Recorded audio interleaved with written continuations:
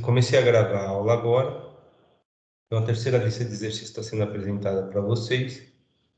Primeiro tem um ensaio dinâmico no sensor de temperatura e a gente obteve esse gráfico aqui, dessa figura, da figura 1.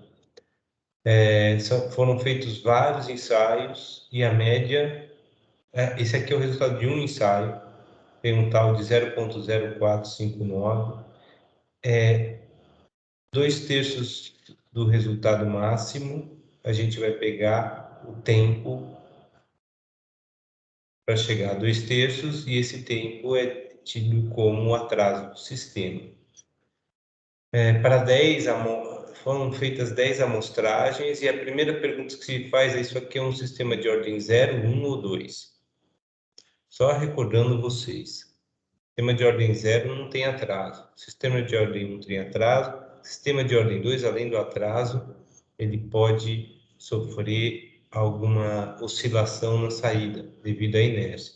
Pode, porque ele pode estar super amortecido.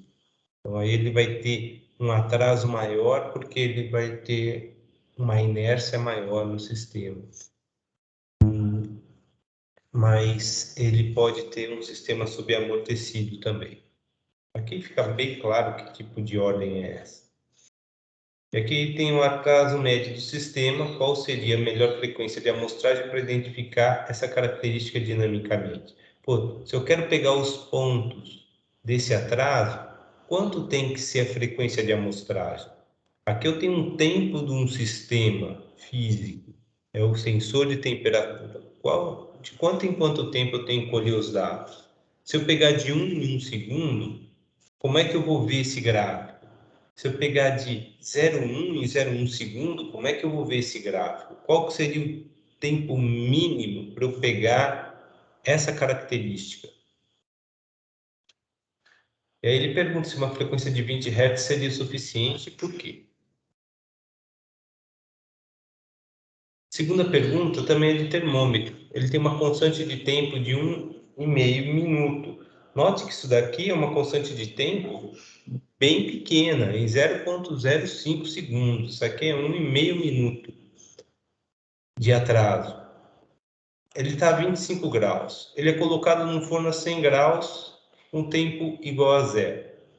Tempo igual a 3 minutos, coloque-se o termômetro em outro forno a 90 graus, até T igual a 6 minutos, quando o mesmo retorna à temperatura ambiente. Adotando que ele tem uma sensibilidade de 1, qual que é a temperatura indicada no termômetro em 1 minuto? Qual e quando ocorre a máxima temperatura indicada no termômetro para todo o ciclo de aquecimento e resfriamento? Qual a temperatura indicada no termômetro em T igual a 4 minutos? Quanto tempo depois de sair do segundo forno, a temperatura informada pelo termômetro será de 30 graus? Com certeza vai ser maior do que 6 minutos, porque 6 minutos ele vai sair do forno de 90. Essas aqui são as equações que a gente geralmente usa. Com essa daqui a gente resolve todas as perguntas aí, tá? Tem a sensibilidade, A sobre T é justamente a amplitude de quanto diferença de temperatura a gente está tendo, 1 menos E elevado a menos T, que é o tempo, sobre o atraso, que é tal. Notem, pessoal, que quando o tempo é igual a zero, isso aqui vai dar zero. É como se eu não transferisse nada. E faz sentido. À medida que T aumenta, esse valor aqui, de E elevado a menos T sobre tal, E elevado a zero é isso. Vai ficando cada vez menor. Se isso aqui é zero, isso aqui vira 1, né? Então, falei errado. Isso aqui é 1, isso aqui dá zero, tá certinho. À medida que isso aqui aumenta, a temperatura vai chegando próxima à temperatura em que ele se encontra, dessa diferença, dessa amplitude, seguindo uma fórmula exponencial. Isso daqui é durante o impulso. Após o impulso, é dessa forma que o sistema se comporta. Notem que a gente tem dois impulsos, um de 0 a 100, e dependendo da temperatura em 3 minutos, eu posso reduzir a temperatura indicada, eu posso continuar aumentando, mas numa exponencial mais baixa. Eu não sei qual é a temperatura em 3 minutos, mas chegando a 80 graus, ele ainda tem que atingir 90. Se ele estiver em 92, ele vai ter que cair de 92 para 90. Então, é isso que a gente vai ter que ver. Alguma pergunta? Ficou claro essas duas perguntas aí, pessoal?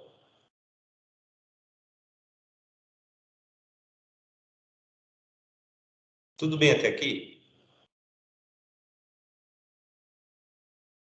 Terceira pergunta é comparar o efeito de tensão de modo comum sobre o erro de medição realizado com os seguintes voltímetros: aterrado flutuante com guarda. Apresente os esquemas elétricos dos três casos. É o final da aula de circuitos elétricos. Eu falo sobre aterramento e o efeito do aterramento e o que é a tensão de modo comum. Eu gostaria que vocês escrevessem com suas próprias palavras o que é isso. E a quarta pergunta apresenta um esquema de circuito de linearização de um medidor. Então, o medidor ele está colocado aqui, onde tem esse X. Ele está variando a resistência de 0 até RD. X é a distância em que ele coloca o cursor no medidor, é um sensor resistivo. L é o comprimento máximo que X pode ter. Aqui, o potenciômetro tem resistência elétrica total RD. A variável X representa o deslocamento linear do cursor. A voltagem de saída E0 é medida com voltímetro DC com impedância RM. Isso aqui é o esquema de medidor de deslocamento potenciométrico. Pede para identificar o tipo de circuito. Então, olhem lá nos slides sobre amplificador operacional, que circuito é esse? Desenvolver a equação que representa a relação E0 sobre x, como vai variar a saída em função de x, considerando que Rx é a resistência correspondente à posição x do cursor e Rd é a resistência total do potenciômetro comprimento L. Essa questão aqui é literal, não vou colocar número, eu vou resolver isso aí usando apenas valores literais. Eu posso colocar RA aqui, RB aqui, tem uma entrada EI, a entrada aqui está de menos 1 volt, e como é que vai ser o comportamento da saída em função desse valor de X. Aí eu peço para resolver a equação obtida em B, não em A aqui, um RD de 360 ohms, L de 100 milímetros, obtendo E0 em função de X, e o voltímetro tem impedância de entrada RM de 100 kΩ.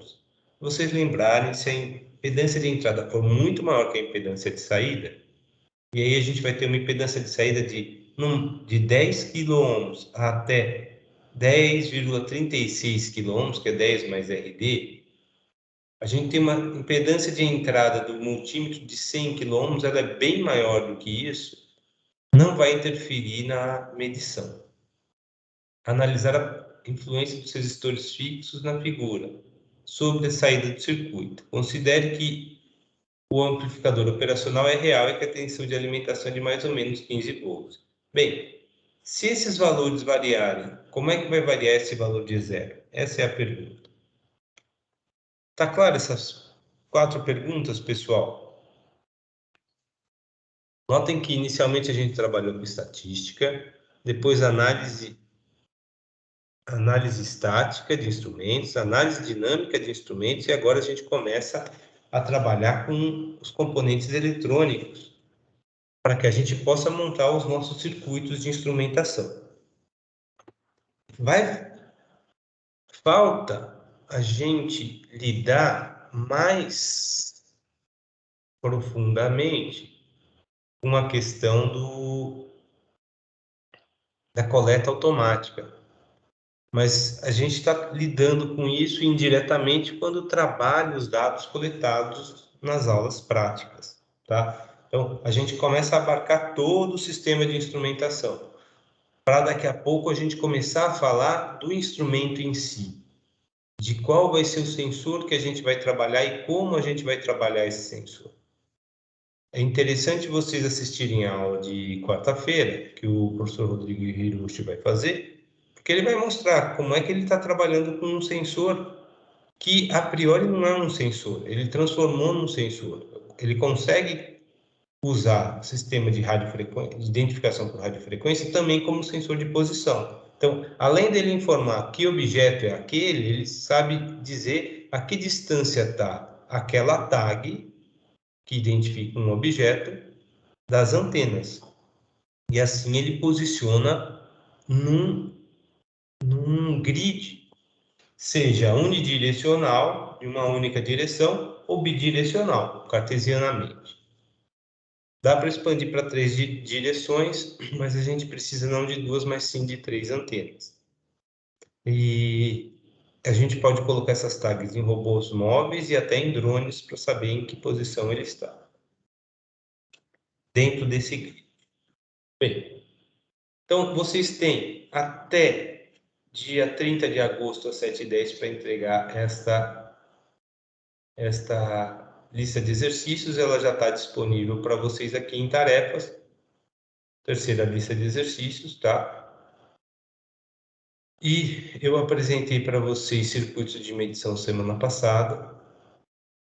Quero saber se vocês têm alguma dúvida para me fazer com relação a essa aula aqui, que tratou, dentre outras coisas, de pontes de Wheaton, filtros, amplificadores, laços de corrente e aterramento. Notem que eu já estou fazendo perguntas de amplificadores e de aterramento para vocês. Filtros eu já falei, já fiz questões, mas não pedi para vocês, por exemplo, calcularem qual é o valor de R1, R2, C1 e C2 para a gente conseguir montar um filtro de segunda ordem. Só dando uma dica, se R1 for igual a R2, C1 for igual a C2, quando a gente for usar essa fórmula aqui de ômega-C, que é a frequência de corte, é 1 sobre raiz de R1 vezes R2, C1 vezes C2, se eles forem iguais, ômega-C vai ser 1 sobre R, se for o valor das resistências, vezes C, porque vai ter R ao quadrado aqui, C ao quadrado, tirando a raiz quadrada vai ser RC. Então fica mais fácil a gente escolher as resistências e as capacitâncias. Elas têm que ter valores elevados, porque vai ser a impedância de entrada do sistema, e assim o filtro não vai interferir no que vier, no sinal no sinal do sensor que está entrando aqui. RA e RB, elas interferem mais só na questão do ganho. Se RB for muito menor que RA, o ganho é praticamente 1. Gente, perguntas. Vocês têm dúvidas sobre circuitos elétricos para medição? O pessoal da engenharia aeronáutica está confortável com tudo isso que foi passado?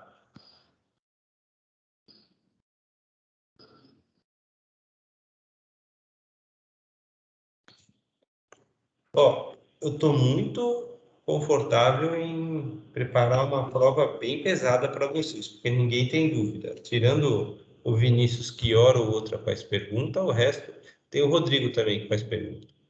São duas pessoas que fazem perguntas aqui. O resto, pelo que eu estou vendo, está entendendo tudo de instrumentação. É isso mesmo, né? Daqui a pouco é o questionário, é na semana que vem, na quarta-feira.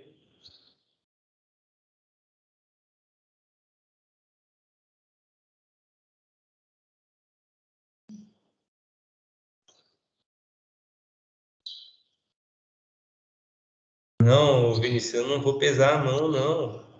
De jeito nenhum.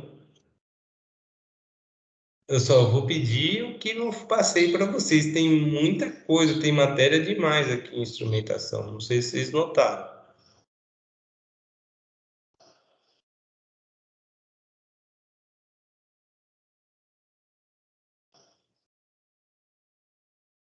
Bem, gente, mais uma vez, tendo dúvidas, manda pergunta via chat, tá? Façam a terceira lista. Segunda que vem a gente resolve ela. A gente tem 3 listas para o primeiro questionário. Não se esqueçam que a lista conta como presença. Hoje a gente tem o módulo 3, na parte da tarde. se vocês não notaram, o módulo 3 já tem a apostila e dados para todos os grupos, mostrando, por exemplo, o grupo 19 aqui. Então, tem dados para todos os grupos e é análise de sinal, análise dinâmica de sinais. Ok? Hoje à tarde, às 12h50, a gente se encontra, pessoal. Parando a gravação.